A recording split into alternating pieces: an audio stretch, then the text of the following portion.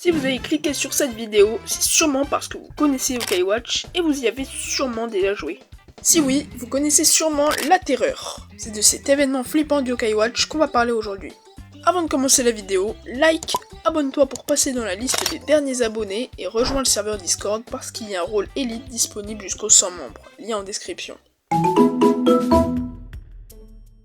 La terreur est un événement qui se produit au hasard dans la série Yokai Watch, où les enfants qui désobéissent aux ordres donnés par leurs parents ou se comportent mal se retrouvent dans une dimension grise et sont pourchassés par un Oni. Soit Gargaros, soit Ogralos, soit Orkanos, et ses sbires. On a affaire à cet événement pour la première fois dans le chapitre 4 de Yokai Watch 1.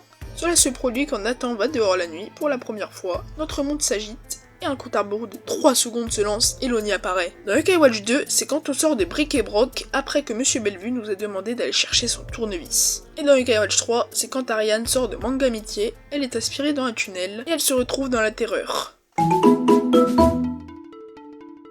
Le gameplay de la terreur est assez simple. On doit trouver la porte de sortie sans se faire repérer par l'Oni ou ses sbires. Si un Oni nous attrape, nous devons le combattre, ce qui est quasi impossible avant d'avoir des yokai de rang A ou de rang S. Si on perd le combat, on se réveille dans notre lit sans aucun souvenir de ce qui vient de se passer. Et si on gagne le combat, on se retrouvera seul dans la terreur et on pourra collecter tous les bonus disponibles, sans personne pour nous ennuyer. Et en parlant de récompenses, dans Yokai Watch 1, 5 à 6 coffres sont éparpillés un peu partout sur la map.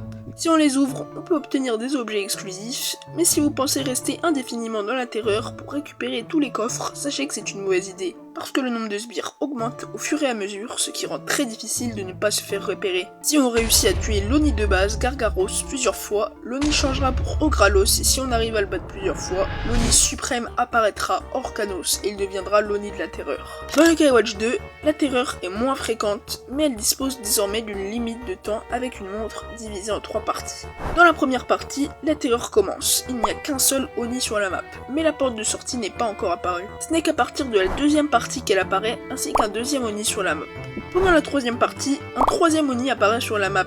Cette fois-ci, il se fait rattraper par un Oni ne déclenche plus de combat, mais on se prend littéralement un coup de masse de l'Oni et on se réveille dans notre lit. Le nombre de sbires augmente, mais aussi le nombre d'Orboni, qui remplace en quelque sorte les coffres de Yokai Watch 1. On doit récolter un maximum d'Orboni pour obtenir un meilleur prix au Bingo Kaioni.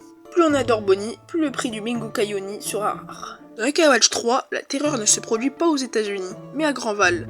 La terreur a été remplacée par la Zombie Night aux États-Unis, un des événements horrifiques de Yokai Watch dont je vais faire une vidéo dans pas très longtemps. Tous les objets de la terreur ont disparu et il y a maintenant plus que 10 orbes Oni. Le nombre de sbires n'augmente plus au fur et à mesure et il n'y a plus qu'un seul Oni durant toute la terreur. La porte de sortie apparaît dès le début, mais il faut trouver une clé pour la déverrouiller, qui est soit cachée quelque part sur la map, soit sur l'Oni. On peut maintenant voir les champs de vision des sbires dont il existe désormais 3 sortes.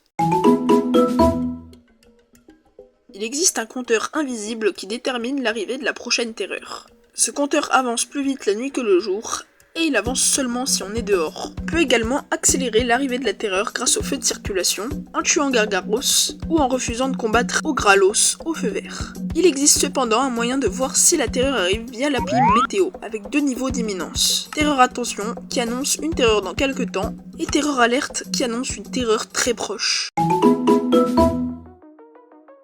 Différents objets apparaissent à des endroits aléatoires de la map comme le Staminum, qui permet aux joueurs de courir sans s'épuiser durant 30 secondes.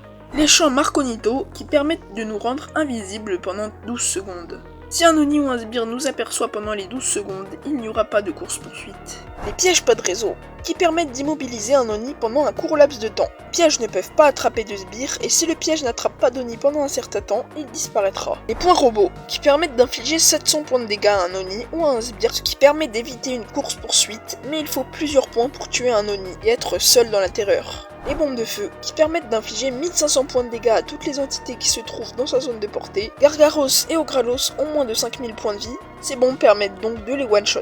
Le Bingokai Oni est un Bingokai spécial qui peut être utilisé seulement en fin de terreur. Le nombre d'orbes Oni récoltés par le joueur détermine la rareté du prix obtenu.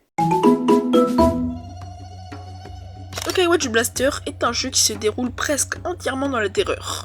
Je vous en parle pas plus parce que je compte aussi faire une vidéo sur le jeu. Et voilà, cette vidéo est terminée. J'espère qu'elle vous a plu. N'hésitez pas à commenter pour accélérer le développement de la chaîne car je réponds à chaque commentaire. À samedi pour une prochaine vidéo.